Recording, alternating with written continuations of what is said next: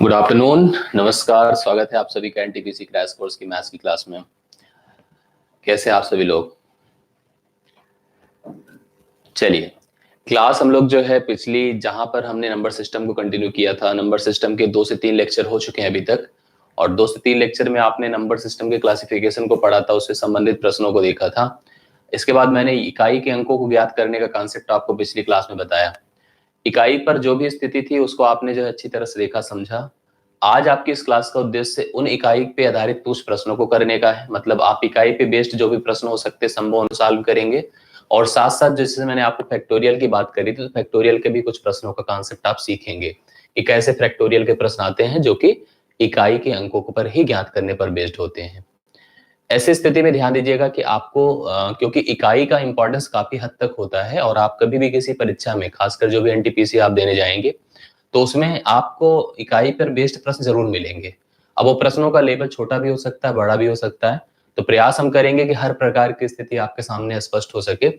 लेकिन approach clear होना बहुत इंपॉर्टेंट होता है, जो हम लोग पहले से भी सीखे हैं। मैंने आपको जैसे उसमें मल्टीप्लीकेशन पर, जोड़ घटाव पर, आपको जो मैंने बेस पावर पर जो भी संभावित स्थिति हो सकती थी मैंने डिस्कस किया था। फैक्टोरियल का कॉन्सेप्ट आपका बचा था। फैक्टोरियल अभी हम इस प्रश्नों की श्रृंखला के बाद आपका कंप्लीट करवा देंगे, जिससे इकाई आज आपका फाइनल हो जाएगा। तो चलिए शुरू किया जाए कुछ प्रश्नों को, और उन प्रश्नों के माध्यम से हम लोग यहाँ पर एक कॉन्सेप्ट अपना क्लियर करने की कोशिश करेंगे। आप सबसे कमेंट की रिस्पांस रहेगी, सब लोग प्रॉपर वे में क्लास को देखिए और एक एक प्रश्न को करने पर अपनी स्थिति को स्पष्ट करिए, अपने प्रिपरेशन को शो करिए कि हम कितने अच्छे से प्रिपेयर्ड हैं इस प्रकार के किसी भी कॉन्सेप्ट को लेकर के। प्रश्न आपके सामने है, सब पेन कॉपी लेकर जुटिए, हर एक प्रश्न को खुद सॉल्व करिए और खुद उत्तर देने की कोशिश करिए, जिससे हमको भी समझ में आए कि आपकी स्थिति क्या है। 3 की पावर 101 है को हमसे पूछा गया कि इकाई का अंक क्या होगा। देखिए स्थिति आपको क्लियर है कि यह 3 की पावर 101 मतलब 2 3 7 8 वाले नियम पर बेस्ड क्वेश्चन है। अगर मैं यहाँ पर 3 की पावर 101 को ले रहा हूं तो इसको मुझे 4 से भाग देना पड़ेगा, और अगर मैं 4 से भाग देकर के शेषफल को नोटिस करूंगा तो रिमाइंडर ऐसी दशा में, शेषफल ऐसी दशा में 1 आएगा, और शेषफल 1 आते ही 3 की पावर 1 कर दिए तो मान 3 हो गया। मतलब इस प्रश्न का उत्तर 3 होगा। इस क्वेश्चन के आंसर में इकाई पर, मतलब इसको सॉल्व करने पर जो भी मान आएगा उसके अंत में 3 आएगा। तो 3 इस प्रश्न का सही उत्तर है। आप लोग लिख सकते हैं, 3 को छोड़ करके हम आगे बढ़ सकते हैं। मतलब ऐसे रिस्पांस की उम्मीद है जैसा आप लोग कर रहे हैं, जैसा आप उत्तर दे रहे हैं। चलिए अगले प्रश्न पर आते हैं। सेकंड प्रश्न रहेगा, 2 प्रश्न आप देखने जा रहे हैं, पहला हो गया कंप्लीट, दूसरा प्रश्न आपके सामने है। प्रश्न आप फिर से देख रहे हैं कि आपको दिया है कि 122 की पावर, 122 की पावर आप देख रहे हो कि आपके सामने है 122 की पावर 173। ठीक है, 122 की पावर 173 है। मेरा नाम भी सब पंकज तिवारी ने कहा है कि मेरा नाम बोल दीजिए, मुझे लगता है आपका नाम हम ले चुके हैं। चलिए कोई नहीं, फिर से ले दिए। 122 की पावर 173 में इकाई अंक आपसे पूछा गया है। फिर से सेम कंडीशन है, सेम स्थिति है। आप लोग जब सॉल्व करेंगे इस क्वेश्चन को, देखिए 122 है की पावर 173 है। अब आप सोचिए इसको मैं 4 से भाग दूं, तो 4 से भाग देने का मतलब 73 को देना है, और आप 73 को देंगे तो 18 चौके 72, और रिमाइंडर यहाँ पर इस कंडीशन में 1 2 आएगा, रिमाइंडर 1 आएगा। 1 इसलिए आएगा क्योंकि देखिए आपको मैंने कहा था कि आप जब भी 4 से भाग देने की बात सोच रहे हैं तो आपको पूरे डिजिट को देने, पूरी संख्या को देने की आवश्यकता नहीं होती है। अंतिम के 2 डिजिट से बनी संख्या को ही भाग देने की रिक्वायरमेंट होती है। तो 73 को अगर हम 4 से डिवाइड करेंगे तो 18 4 बार 72 को फाइनल कंप्लीट कर दिया, 1 बच रहा है, वही शेषफल है। अगर उस शेषफल को 2 की पावर हम लोग अप्लाई करें तो मान यहाँ पर 2 आएगा। 2 इस प्रश्न का सही उत्तर होगा, जो कि आपके सेकंड क्वेश्चन का है। 2 राइट आंसर है, आप लिख सकते हैं, समझ सकते हैं। 2 इज द राइट आंसर। आप लोग यहाँ पर कर भी रहे हैं और सब लोग यहाँ पर रिस्पॉन्स कर रहे हैं। अब आप जैसे अगले प्रश्न की बात करें, अगला प्रश्न इसको कंप्लीट किया जाए, और आप जो है यहाँ पर नेक्स्ट प्रश्न पर आइए, इस प्रश्न के बारे में बात करिए। अगला क्वेश्चन, अब देखिए मैं समय दे रहा हूं 1 मिनट का, 1 मिनट का टाइमर आपके साथ है। आप इस 1 मिनट के अंदर, वैसे 1 मिनट बहुत ज्यादा होता है, इस प्रश्न को हल करिए, उत्तर बताएं। आपके कमेंट का वेट कर रहे हैं। 1 मिनट के अंदर आपके प्रश्न का उत्तर आना चाहिए। 7 की पावर 35, 3 की पावर 71, 11 की पावर 55, उत्तर बताएं। दीपक राजपूत, दीपक राजपूत तो हाईलाइट ऑलरेडी आप हाईलाइटेड है, बताएं 7 की पावर पहले उत्तर बताएं। उत्तर निशा भारती ने 1 बताया है, आलोक मौर्य ने 1, अब बता रहे हैं आप लोग। विभोर द्विवेदी 1, सिंह शुभम 1, पंकज शर्मा 1, विनीत मिश्रा पीडीएफ पूछ रहे हैं, सिंह शुभम 1, रवि कुमार 1, हरिओम कुमार राजपूत 1। शुभम जी 1 बार उत्तर दे, बस बार बार लिखने की जरूरत नहीं है आपको। और सुशील आर्य ने 5 बताया है, छत्रपाल ने 1 बताया है, विनीत मिश्रा और पीडीएफ की डिमांड कर रहे हैं।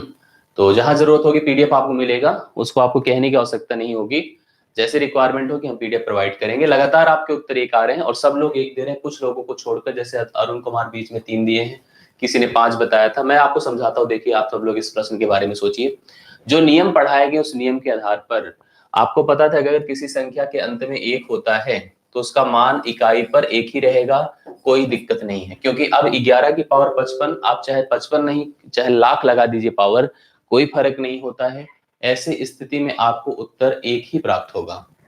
यहाँ पर बस आगे बढ़ी, जैसे 3 की पावर 71 है, अभी मैंने थोड़ी देर पहले 3 को लेकर डिस्कस किया था और 71 को तो नहीं लिया था, लेकिन 71 रिलेटेड है 4 से, अगर आप भाग देंगे तो 17 चौके 68, 3 71, मतलब रिमाइंडर 3 आएगा। रिमाइंडर 3 आया तो 3 की पावर अगर 3 करोगे तो 27, मतलब 7 आएगा। कितना आएगा? 7। इधर आ जाइए, यहाँ पर 7 है। 7 है तो आप यहाँ पर 35 को अगर 4 से डिवाइड करो, 4 अठे 32 होता है, 32 3 35, इसमें भी रिमाइंडर 3 आया। 7 की पावर अगर 3 करेंगे तो 343 का मतलब 3 होगा, और 3 गुणे 7 होता है 21, 21 का मतलब 1 आएगा, रिमाइंडर 1।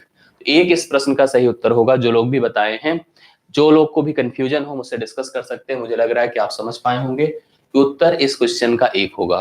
तो आप देखिए, जैसे सबसे पहले इंडिविजुअली सॉल्व करिए, इंडिविजुअल उत्तर दीजिए और इसी इंडिविजुअल उत्तर के बाद उसको अप्लाई कर दीजिए। अगर आप अप्लाई करके प्रॉपर वे में करेंगे तो समझ पाएंगे। विकास बासु ने कहा कि मैं लेट ज्वाइन किया सर, समझने लेट ज्वाइन किया, जहां से सब पढ़ रहे हैं वहीं से समझने की कोशिश करें। ये तो आपके पेशेंस और आपके क्षमता पर डिपेंड करता है कि आप अगर जो है लेट ज्वाइन किए हैं तो थोड़ी सी जैसे कमी आपके साथ है, तो इस कमी को दूर करने का मतलब है ज्यादा एफर्ट, ज्यादा मेहनत लगाइए, जिससे कि आपको हो पाए। ठीक है, चलिए अब फिर से ध्यान दीजिए, अगले प्रश्न पर आते हैं। अगले प्रश्न में देखिए हमसे जो है मयूर जी ने कहा है कि सर डिवीजन को भी कहाँ डिवीजन की रिक्वायरमेंट है, जहां होगी जरूर बताएंगे।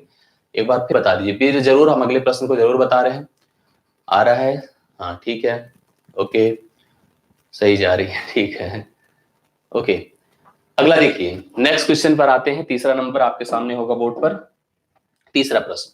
अब देखिए, जैसे इस प्रश्न की बात कीजिए, अब यहाँ पर इस क्वेश्चन में देखिए हमसे पूछा कि इसके इकाई अंक क्या होगा। अब क्वेश्चन फिर से आपके सामने है। 424 की पावर 111 है, 727 की पावर 188 है। मैं यहाँ पर एक बार लिख देता हूँ आप लोग के लिए। 424 की पावर मैंने जैसे देखा यहाँ पर 111 है, मैंने देखा 727 की पावर 188 है, मैंने देखा यहाँ पर 828 की पावर 199। अब आपसे पूछा यूनिट डिजिट इसका इकाई अंक क्या होगा। इसका देखिए, जब इकाई अंक हम ज्ञात करेंगे, आप लोग समझने की कोशिश करिएगा। आपको 4 के लिए मैंने नियम बताया था, मैंने 4 के लिए नियम बताया था कि आप घात को चेक करो, घात अगर विषम है और सम है तो उसके लिए अलग अलग रूल पढ़ाया था। मैंने जैसे कहा, जैसे 4 की पावर 1 है तो 4 आएगा, 4 की पावर 2 है तो 16, मतलब 6 आएगा। तो कहने का अर्थ होता है जब जब 4 की पावर, चाहे जिस किसी संख्या के अंत में अगर 4 आए, घात अगर एक विषम संख्या हो तो इकाई के अंक में कोई परिवर्तन नहीं होता, 4 का 4 ही रहेगा, मतलब 4 4 ही रह जाएगा, इसमें कोई दिक्कत नहीं है। इधर की बात करिए, अगर 7 है तो यहाँ पर जाहिर सी बात है 2 3 7 8 वाला नियम है, और ऐसी दशा में 188 को हम 4 से भाग देंगे। 4 से अगर हम भाग दिए तो 4 दूना 8, मतलब आप 22 चौके 88, केवल 88 को दोने की जरूरत पड़ेगी तो रिमाइंडर 0 आ रहा है। अब आपने भी पढ़ा रिमाइंडर 0 में 4 का प्रयोग किया जाता है, अगर रिमाइंडर 0 है तो 4 अप्लाई किया जाता है। और अगर 7 की पावर में 4 लगा दूं, 7 की पावर 4 लगाने का मतलब 49 गुणे 49, मतलब 9 गुणे 9 81, मतलब 1 आएगा, यहाँ पर 1 आएगा। 7 की पावर 4 करने से रिमाइंडर 1, तो इकाई अंक 1 आएगा। आ जाइए 8 वाले पर, यहाँ भी आपके सामने 8 2 3 7 8 वाला नियम है, तो इसको भी 4 से मुझे भाग देना पड़ेगा। 4 से जब भाग देंगे तो 14 सत्ते, सॉरी, आप 4 से भाग देने का मतलब देखिए, आप यहाँ पर पता है हम लोग को कि 24 चौके 96 होता है, 24 चौके 96, 3 96 3 99 होता है, मतलब रिमाइंडर 3 होगा। रिमाइंडर यहाँ पर 3 आएगा, और उस 3 को अगर मैं 8 के ऊपर अप्लाई करूंगा तो 8 की पावर 3, 8 अठे 64, 8 की पावर 3 512 होता है। 512 का मतलब 2 होगा, तो अंतिम में 2। अब यहाँ पर हमारे सामने देखिए क्या कंडीशन, 4 गुणे 1 गुणे 2, 4 गुणे 1 गुणे 2 का अर्थ होता है 8। कितना होता है? 8। इस क्वेश्चन का आंसर 8 होगा, जो आप लोग बता रहे हैं। काफी लोग, कुछ लोग 2 भी बताए हैं, तो लेकिन अधिकतर स्थिति में 8 आ रहा है, और आप सब लोग अच्छा कर रहे हो। अगर आप सब 8 बता रहे हैं और समझ करके चल पा रहे हैं तो 8 इस प्रश्न का सही उत्तर है और कंफर्म है। किसी को डाउट, कंफ्यूजन, किसी भी प्रकार की कोई भी कंफ्यूजन हो तो आप डिस्कस कर सकते हैं, बता सकते हैं। अगर नहीं समझ में आया है तो आप ध्यान दीजिए और क्लियर करके बताएं कि कहीं कंफ्यूजन तो नहीं आपको। मेरे ख्याल से आप समझ पाए होंगे कि 8 इस प्रश्न का सही उत्तर होगा, करेक्ट है। ठीक है, चलिए 8 कंफर्म है। अगले प्रश्न पर आते हैं, नेक्स्ट क्वेश्चन की बात किया जाए। अगला प्रश्न देखिए, 4 के बाद हम 5वें नंबर पर आ रहे हैं। अब ध्यान दीजिए, 5वां नंबर प्रश्न आपके सामने फिर से बोर्ड पर है। अभी देखिए 5वां नंबर आपके सामने फिर से है, मुझे लग रहा है यही अभी हमने किया था, और इस प्रश्न को हम लोग कर चुके हैं।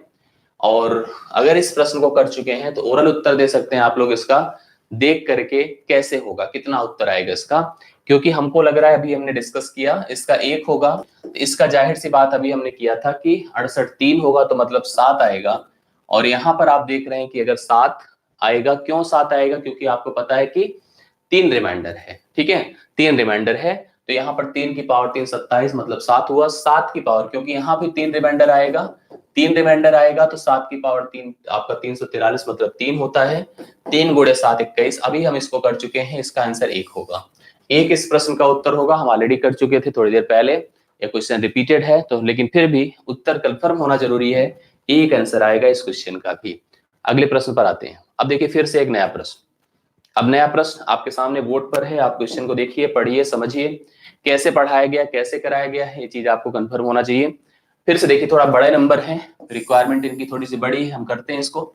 मुझसे यहाँ पर दिया गया 259 की पावर 123, ठीक है, माइनस 525 की पावर 111, माइनस 236 की पावर 122, माइनस 414 की पावर 115। अगर आपने पिछली क्लास अच्छे से की है, 323 की पावर 81, तो कहीं भी क्वेश्चन में फंसने की आवश्यकता नहीं है, आराम से कर सकते हैं। ठीक है, मनीष त्रिपाठी लेट हुए हैं, कोई दिक्कत नहीं, अब जहां से है वहीं से कंफर्म करना शुरू करिए। अब आप देखिए, जैसे कहा गया 9 है, तो 9 और पावर एक विषम संख्या, 9 और साथ साथ पावर एक विषम संख्या, तो आपको बताया गया था 9 और 4 में अगर घात, किसी संख्या के अंत में अगर 9 आता था, मैंने आपको बताया था, और घात एक विषम संख्या होती थी, तो 9 का 9 ही रह जाता था, 4 का 4 ही रह जाता था। किसी भी संख्या के अंत में अगर 5 हो तो 5 ही रह जाता था, कोई चेंज ही नहीं आता था, 5 का 5 ही रह गया। 6 का 6 ही रहना चाहिए, आप इस बात को भी पढ़ चुके हैं आराम से, 6 का 6 ही रहता है, ये बात भी आप सब जानते हैं। यहाँ पर 6 हो गया, कंफर्म करते चलिएगा। 4 में भी घात अगर विषम संख्या तो 4 का 4 ही रहेगा, कोई दिक्कत नहीं है। बचा केवल ये, क्योंकि 2 3 7 8 वाले नियम पर है। 81 है, अगर हम इसको 4 से भाग देंगे तो आपको जाहिर सी बात 20 के 80 मतलब 1 होगा, 1 होगा तो यहाँ पर आएगा 3। अब देखिए आपके सामने ये कंडीशन है, आप इसमें देख लीजिए, किसी को डाउट मेरे ख्याल से नहीं होना चाहिए। मैंने जो बताया उसके हिसाब से आप लोग समझने की कोशिश करिएगा। मैंने कहा जैसे 9 है, 9 किसी संख्या के अंत में है, घात एक विषम संख्या है, 9 एज इट इज रहेगा। 5 है, घात एक विषम संख्या है, 5 एज इट इज रहेगा। 6 है, घात एक कुछ भी हो एज इट इज रहेगा। और यहाँ पर 5 में भी कुछ भी रहे तो कोई दिक्कत नहीं, 5 का 5 ही रहता है। 4 में भी अगर घात एक विषम संख्या तो 4 का 4 रहेगा। 3 के दशा में थोड़ा चेंज होता है, क्योंकि घात को 4 से भाग दिया जाता है, और भाग देने पर आपको पता है रिमाइंडर 1 आया, तो उस 1 को 3 पर अप्लाई करेंगे, 3। अब इसमें मैंने जब देखा तो यहाँ पर जैसे 9 और 3 मिलकर 12 हो रहा है, या ऐसे सॉल्व करिए, डायरेक्टली आपके ऊपर डिपेंड करता है, मतलब आप समझ कर अपने हिसाब से करिए। 6 5 11 4 15, और अगर हम लोग इसको सॉल्व करेंगे तो -3 आया। -3 अगर नेगेटिव में आ रहा है तो सही सही रिमाइंडर यहाँ पर सही सही जो यूनिट डिजिट होगा, यूनिट डिजिट, वह यूनिट डिजिट आपका हो जाएगा 10 में से आप 3 घटा दीजिए, 10 में से 3 घटाते ही आपका आंसर सही सही पॉजिटिव में 7 हो जाएगा। 7 इज द राइट आंसर, जो आप समझ पाए होंगे। मतलब -3 पूरे कैलकुलेशन के बाद आ रहा था, उस -3 को आपको 10 से घटा करके सही उत्तर आपको रिस्पॉन्ड करना था, दैट विल बी द +7। तो +7 इज द राइट आंसर। और आप लोग अगर ऐसे ऑप्शन देखते हैं तो 10 +7 लगाकर आगे बढ़िए। कोई दिक्कत या कंफ्यूजन प्लीज बताते जाएंगे सब लोग, या अपने फीडबैक जरूर देते जाएं, जो आपको समझ में आए नहीं आए आप जरूर बताएं। अगर ऐसा कहीं कोई कंफ्यूजन हो तो तुरंत आपसे डिस्कस करते चले, जिससे कि कोई दिक्कत ना बने आपको, ठीक है। चलिए, हमको भी पता चल जाए, भले हम रिजल्ट नहीं करें लेकिन मुझे आइडिया रहता है कि जो है आप जो है कुछ समझ में आ रहा है कि नहीं आ रहा है। हाँ, ओके। देखिए, पंकज जी ने पूछा है कि सर नेगेटिव नंबर ही तो था, मैंने देखा तो नेगेटिव नंबर के लिए नंबर हम लोग जो है यहाँ पर नेगेटिव बताया। पंकज शर्मा कह रहे फास्ट बताएं कि फिर से बताएं, मुझे समझ में नहीं आ रहा आप कहना क्या चाहते हैं। फास्ट बताने के लिए अगर आप कह रहे हैं तो हम स्पीड अप पे हैं, हमें कोई टेंशन नहीं, आप उसकी टेंशन छोड़ दीजिएगा, ठीक है। बाकी हम लोग जो कर रहे हैं सही स्पीड में कर रहे हैं। 7 नंबर देखिए आप लोग जो है, और अगर फिर से कह रहे हैं तो आप अगला प्रश्न देखिए।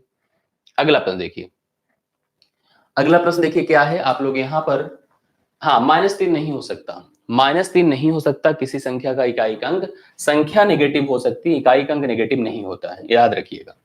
अगला क्वेश्चन देखिए, जैसे हमको दिया है, इस प्रश्न को अगर देखा जाए तो यहाँ भी आप लोग इसका उत्तर कर सकते हैं। 599 है की पावर 122 है, -125 है और उसकी पावर 625 है, -144 है की पावर 124 है, प्लस 236 है की पावर 36 है, प्लस 127 है की पावर 121 है। आपके सामने एक नया प्रश्न इस क्वेश्चन का है, आप लोग करने की कोशिश करिए, ठीक है।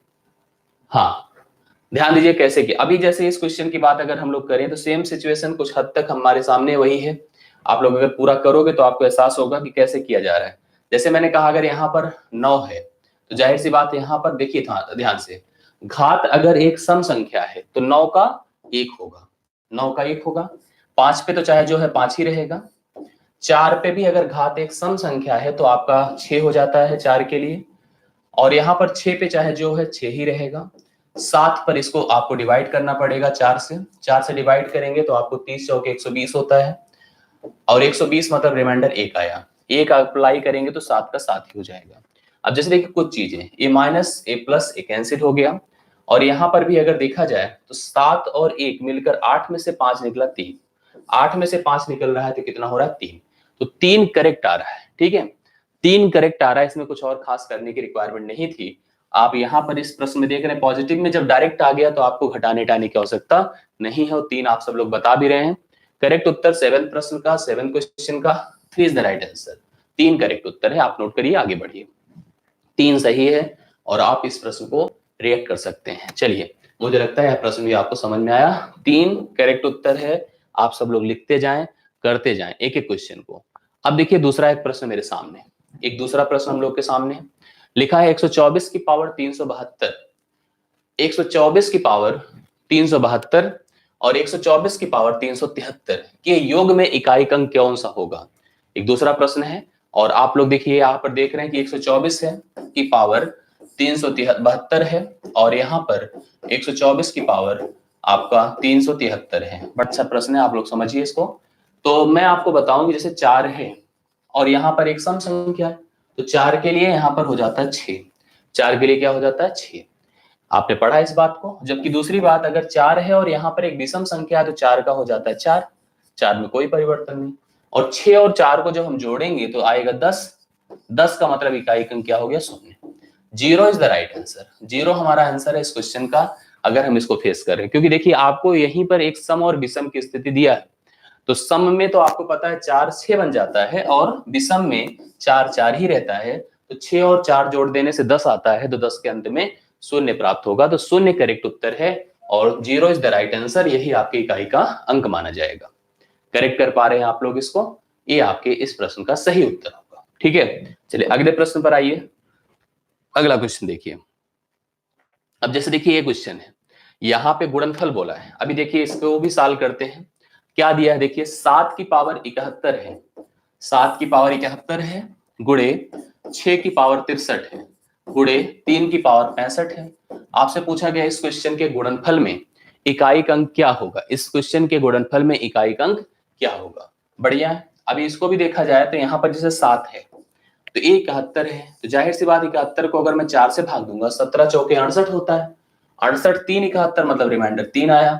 7 की पावर 3 करने का मतलब होगा इकाई अंक 3, क्योंकि 7 की पावर 3 होता है 343 मतलब 3 होता है 3, और आपको पता है ये तो 6 ही होगा, इसमें कोई दिक्कत नहीं, 6 ही होगा, क्योंकि 6 की घात पे चाहे जो भी हो 6 का 6 ही होगा। यहाँ पर भी थोड़ा वही सिस्टम है, जैसे आप इसको 4 से अगर भाग देंगे तो आपको पता है 17 16 चौके 64, रिमाइंडर 1 आएगा, मतलब यहाँ पर 1 रिमाइंडर बनेगा, तो 3 की पावर 1 मतलब 3 होगा। अब आप देखिए अप्लाई करिए, जैसे हम देख रहे हैं 3 छंग 18, 18 मतलब 8, 8 गुणे 3 24, 24 का मतलब 4, 4 इस प्रश्न का सही उत्तर होगा। आप सब लोग कंफर्म कर पा रहे हैं, 4 इस क्वेश्चन का सही उत्तर है, और आप लोग 4 इकाई का अंक मानकर चलिए। आगे बढ़ते हैं, 4 इस प्रश्न का सही उत्तर है। लास्ट क्वेश्चन होगा इस सेट का 10वां नंबर, अंतिम क्वेश्चन आपके सामने बोर्ड पर है। आप इसका भी उत्तर हमें बताएं तुरंत, कितना हो जाएगा जल्दी से, बहुत आसान सा प्रश्न है, वेट कर रहे हैं आपके ऑप्शन का। आप लोग जितना बता सके तुरंत बताएं। 3 की पावर 28 है, 3 की पावर 28 है, और 11 की पावर 42 है, और 7 की पावर 35 है। आप हमें आंसर बता सकते हैं इस क्वेश्चन का, इस क्वेश्चन का आंसर हमें आप बता सकते हैं। 3 की पावर 28 है, जाहिर सी बात आप इसको 4 से भाग दोगे, रिमाइंडर 0, बट रिमाइंडर 0 नहीं लिखा जाता है, तो 3 की पावर 4 होगा, तो 3 की पावर 4 81 का मतलब 1 होगा, यहाँ पर 1 लिखा जाएगा। दूसरी बात, यहाँ पर तो 1 लिखना ही लिखना है, श्योर है, इसमें कोई दिक्कत नहीं है। इसकी बात अगर आप करोगे 4 से भाग दोगे तो 3 आएगा रिमाइंडर, और 3 को अगर अप्लाई करेंगे तो आपका 3 ही रहेगा। आंसर आपका देखिए कितना हो जा रहा है 3। यहाँ पर भी करेक्ट आंसर आपका 3 हो रहा है, 3 is the right answer of this question. ये क्वेश्चन का भी उत्तर आपका 3 ही होगा। इस प्रकार से आपने एक शीट सॉल्व करी जो कि जोड़ घटाव गुणे और पावर पर आधारित थी, जो भी आपने हमने पिछली क्लास में पढ़ा था। पिछली क्लास पर बेस्ड इस शीट आप करके अपने इस कॉन्सेप्ट को क्लियर किए। हालांकि मैंने जैसे डिस्कशन आपसे किया था, इतने पर ही आपका यूनिट डिजिट नहीं खत्म होता है, अभी भी कई स्थिति होती है जिसको समझने की आवश्यकता है, और उन स्थितियों को समझने की हम लोग कोशिश करेंगे। आते हैं हम लोग यहाँ पर कुछ अन्य बातों को लेकर। मैंने जैसे आपसे डिस्कस किया कि हम जोड़ घटाव लेते हैं, गुणे लेते हैं, हम लोग यहाँ पर बेस एंड पावर यूज करते हैं। मैंने इन सब के अप्रोच आपको समझा दिए थे। कुछ क्वेश्चंस होते हैं जो फैक्टोरियल पर डिपेंडेंट होते हैं, कुछ क्वेश्चंस ऐसे हैं जो कि फैक्टोरियल पर डिपेंडेंट है। उन फैक्टोरियल के प्रश्नों की भी बात किया जाए। फैक्टोरियल बेस्ड क्वेश्चन या बेस्ड मतलब फैक्टोरियल का अर्थ आप समझ होंगे क्रम गुणित, जिसको हम लोग कहते हैं क्रम गुणित, क्रम गुणित पर आधारित, क्रम गुणित पर आधारित। एक तो डार्वल गुणा आपने देखा, और एक क्रम गुणित का सिस्टम आप समझिए। क्रम गुणित के कुछ ऐसे प्रश्न होते हैं, और उन प्रश्नों को भी हमको समझने की आवश्यकता है कि जो हमसे इकाई के अंक डायरेक्ट पूछे जाने की सिचुएशन में प्रश्न हमसे बनाया जाता है फैक्टोरियल पर। थोड़ा सा फैक्टोरियल का भी कॉन्सेप्ट आपको समझने की आवश्यकता है, रिक्वायरमेंट है।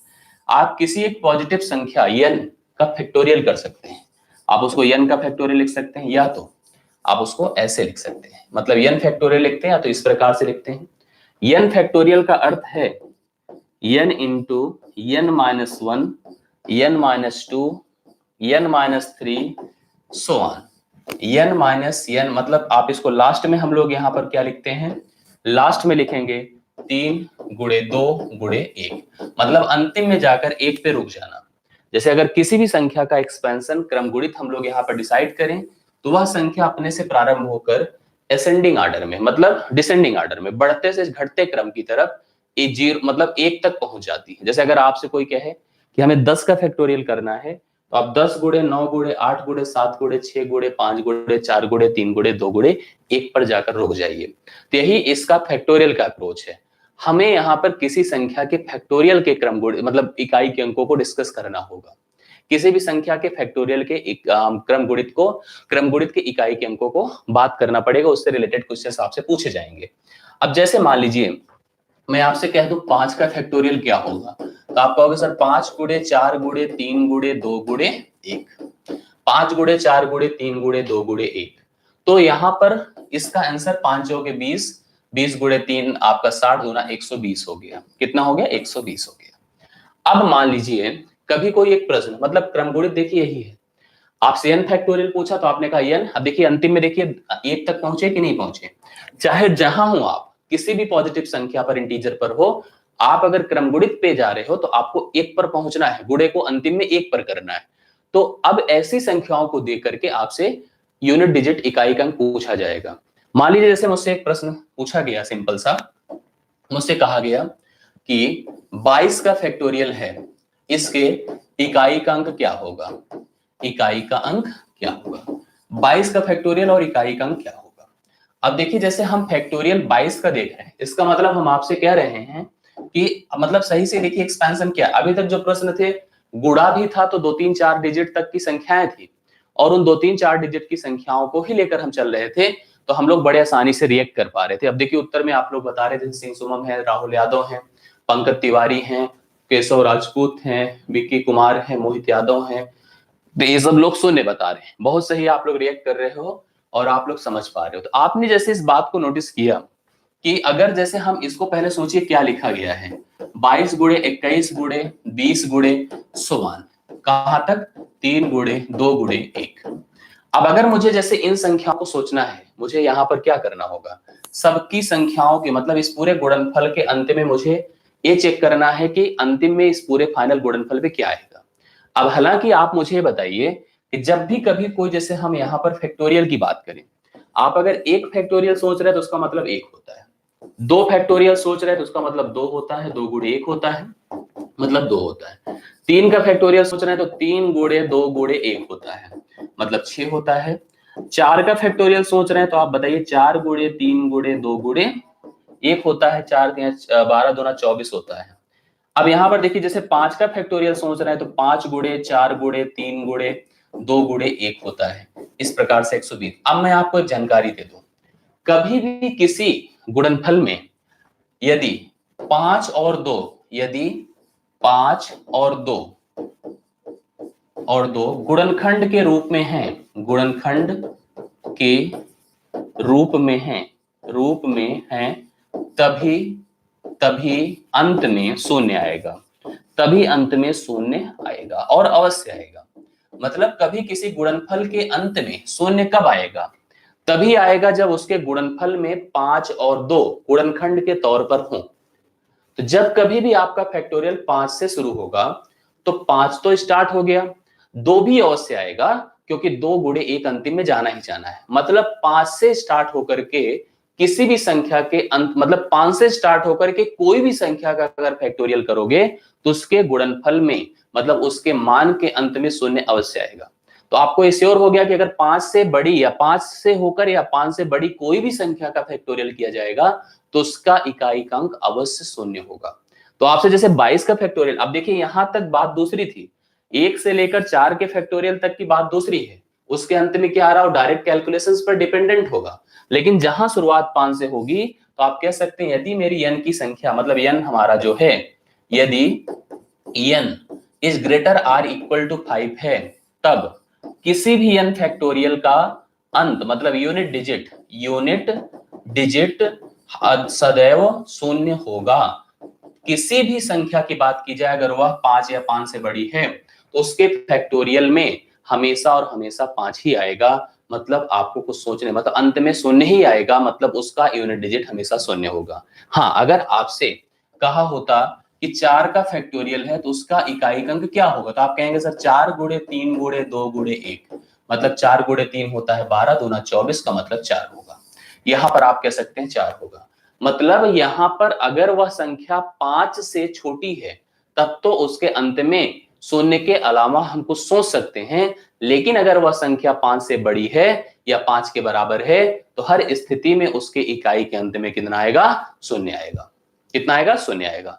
चलिए कुछ और बातें यहां पर समझते हैं। जैसे एक प्रश्न और हम बनाए, हमने सपोज करिए कहा 1 का फैक्टोरियल, 2 का फैक्टोरियल, 3 का फैक्टोरियल, 4 का फैक्टोरियल प्लस सोवान, हमने कहा 100 का फैक्टोरियल के अंत में, या हम आपसे कह दें का, क्वेश्चन देखिए, का इकाई का अंक क्या होगा, इकाई का अंक क्या होगा, आपसे प्रश्न पूछा गया है, इकाई का अंक क्या होगा। ये देखिए क्वेश्चन एक सिंपल सा हमको दिया गया कि 1 फैक्टोरियल से लेकर के 100 फैक्टोरियल तक की संख्याओं के जोड़ में इकाई का अंक क्या होगा, आपसे पूछा गया।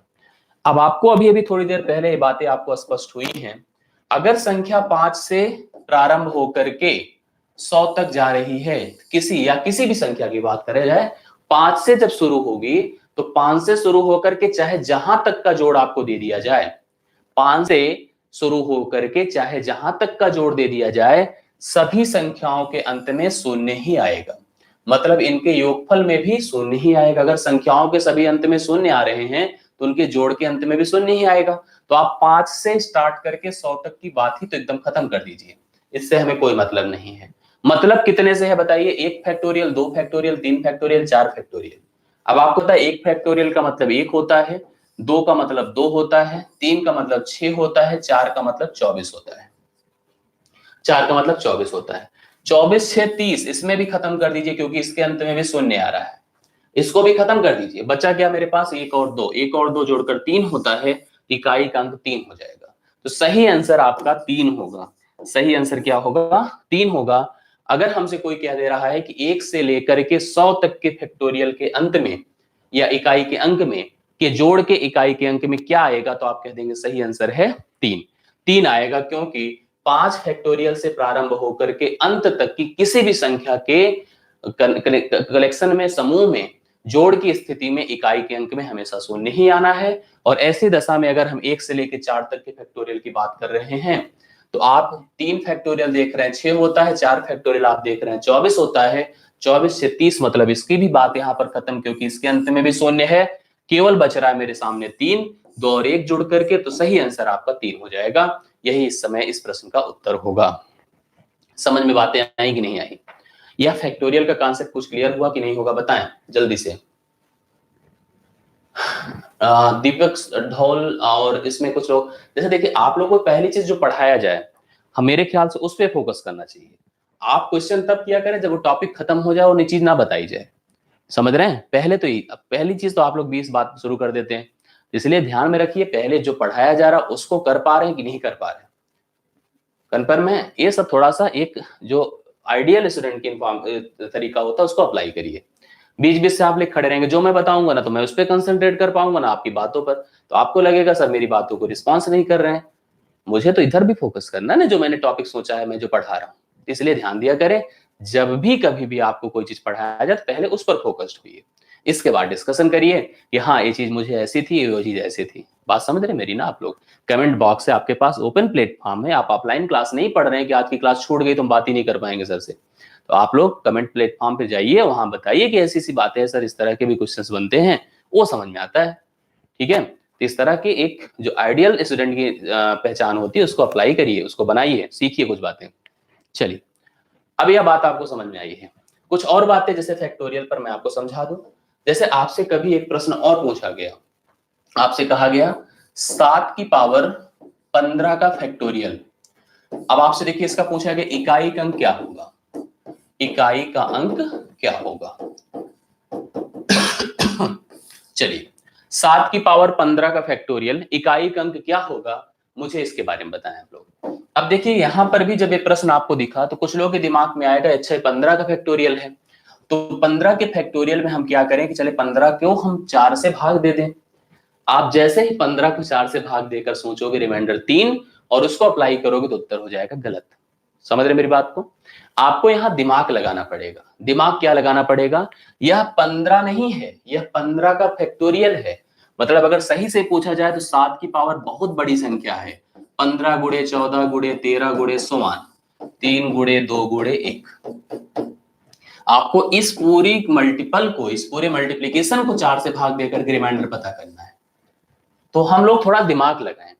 दिमाग ये लगाएं कि जब भी कभी भी कोई संख्या n greater or equal to 4 है और उस n का फैक्टोरियल अगर ज्ञात किया जा रहा है, n का फैक्टोरियल ज्ञात किया जा रहा है और उस फैक्टोरियल को अगर आप 4 से डिवाइड करोगे तो सदैव रिमाइंडर शून्य आएगा। कितना आएगा? रिमाइंडर 0 आएगा। क्यों आएगा बताइए? क्योंकि 4 फैक्टोरियल से शुरू होकर के कोई संख्या में 4 जरूर इन्वॉल्व होगा। 4 फैक्टोरियल मतलब 15 में भी तो देखिए 4 का फैक्टोरियल होगा, 11 में भी होगा, 10 में भी होगा, कहीं भी ऐसी स्थिति होगी तो आपको पता है कि अगर संख्या मेरी 4 है या 4 से बड़ी है तो 4 की इन्वॉल्वमेंट पक्का उसमें रहेगी। अगर किसी गुणनखंड में 4 इन्वॉल्व है और उस गुणनफल को 4 से भाग देंगे तो शेषफल शून्य आएगा हमेशा। तो आप इस 15 फैक्टोरियल को भी 4 से जब भाग देंगे तो रिमाइंडर शून्य आएगा। पक्का ना? रिमाइंडर शून्य, क्योंकि 15 फैक्टोरियल में भी 4 लगा हुआ है और 4 अगर लगा है तो रिमाइंडर शून्य हो गया। तो ऐसी दशा में, और आपको पता है कि शून्य की जगह पर 4 का प्रयोग किया जाता है, शून्य प्रयोग नहीं किया जाता है, शून्य की जगह पर 4 का प्रयोग किया जाता है, और इसका मतलब हम इसको लिख देंगे 7 की पावर 4, और 7 की पावर 4 का मतलब इकाई का अर्थ 1 होता है। 7 की पावर 4 का मतलब इकाई का मतलब 1 होगा। तो ऐसे इस प्रश्न का उत्तर भी हमारे सामने क्या होगा, 1 ही होगा। ठीक है, अब आप यहां पर बताएं कि यह बात आपको समझ में आई कि नहीं आई, जो मैंने अभी बताया। मैंने कहा 15 फैक्टोरियल था, या कोई फैक्टोरियल हो, अगर वह 4 से बड़ा है, अगर वह 4 है, 4 से बड़ा है, तो उसको जब 4 से भाग देंगे तो मान हमेशा शून्य आएगा, मतलब इकाई शेषफल शून्य आएगा। और अगर शेषफल शून्य आ गया तो शेषफल 4 प्रयोग किया जाएगा, मतलब घात 4 बन जाएगी। और घात अगर 4 बन गई तो आप उसको तुरंत 7 के ऊपर, या जो संख्या संबंधित यहां दी गई उसके ऊपर अप्लाई करेंगे, तो मान यहां पर आपका क्या हो जाएगा, जो भी रिलेटेड नंबर्स आएगा वही होगा। कन्फर्म है बातें? Okay good. एक नंबर और देखिए तो आपको समझ में आ जाएगा। देखिए, मैंने कहा जैसे अगर मेरे पास यहां पर मेरे पास है 23 की पावर, मैंने लिखा 8 का फैक्टोरियल, 23 की पावर 8 का फैक्टोरियल मैंने लिखा। अब आप मुझे बताइए, अगर 23 की पावर 8 का फैक्टोरियल है, क्योंकि यह 8 का फैक्टोरियल है, तो 8 का फैक्टोरियल बताइए क्या होता है, 8 गुणे 7 गुणे 6 गुणे 5 गुणे 4 गुणे 3 गुणे 2 गुणे 1। तो 4 लगा कि नहीं, बताएं इसमें। अगर 4 इसमें लगा तो 8 का फैक्टोरियल अगर 4 से भाग दिया जाएगा तो रिमाइंडर शून्य देगा कि नहीं देगा, क्योंकि यह संख्या 4 से बड़ी है, इसलिए अगर इसको 4 से भाग देंगे तो रिमाइंडर शून्य आया, और रिमाइंडर अगर शून्य आया तो उसकी जगह हम 4 का प्रयोग करते हैं। तो 4 का प्रयोग कहां करना है, 3 पर करना है। तो 3 की पावर 4 अगर किया जाएगा तो 81, मतलब इकाई का अंक 1 हो गया। 1 इस प्रश्न का सही उत्तर होगा। यह फैक्टोरियल का एक सिस्टम था, एक अप्रोच था, जो प्रश्न आपके एग्जाम में बन सकता है। ठीक है, तो आपको बेसिक तौर पर देखिए, अभी जैसे विवेक कुमार चौहान जी कह रहे हैं कि आप एक बार फिर, विवेक जी आप एक बार इस कॉन्सेप्ट को देखिए, समझ में आ जाएगा। देखिए बहुत सारे लोग यहाँ पर क्या है, गोलू जी कह रहे हैं एक बार और एकदम बता दे रहे हैं। कभी भी जब फैक्ट, फिर हम आपको समझा रहे, समझने की कोशिश करिएगा। कभी भी कोई संख्या अगर 4 है या 4 से बड़ी है, भाई सीधी सी बात, घात को आप 4 से भाग देकर शेषफल नोटिस करते हो। कोई संख्या जिसका फैक्टोरियल ज्ञात किया जा रहा है, अगर वह 4 है या 4 से बड़ी है, उसको अगर मैं 4 से भाग दूंगा तो शेषफल शून्य हमेशा आएगा, क्योंकि 4 उसमें गुणनखंड के रूप में रहेगा। शून्य जब आएगा तो बाकी शून्य की जगह पर किसका प्रयोग किया जाता है, 4 का प्रयोग किया जाता है। 4 को अप्लाई कर दीजिए, उत्तर आ जाएगा। करने की कोशिश करिए, जो मैंने आपको बताया है, मुझे लगता है कि आप अगर करेंगे तो सब यह स्पष्ट हो जाएगा। ठीक है, यह आपके फैक्टोरियल पर भी संबंधित आपका यूनिट डिजिट हो गया। एक क्लास अगली जो लगेगी उसमें आपको ट्रेलिंग जीरो, मतलब अंत से शून्यों की संख्या ज्ञात करने का कांसेप्ट मैं समझाऊंगा। उसमें भी कई फैक्टोरियल के कांसेप्ट यूज किए जाएंगे। तो कल और बातें आपको स्पष्ट होगी, जो आपके एनटीपीसी एग्जाम के लिए काफी इंपॉर्टेंट होगी। मिलते हैं कल की क्लास में। आज की क्लासें समाप्त की जाती है, नेक्स्ट क्लास में ध्यान देते हैं, अगले टॉपिक पर डिस्कस करते हैं। धन्यवाद।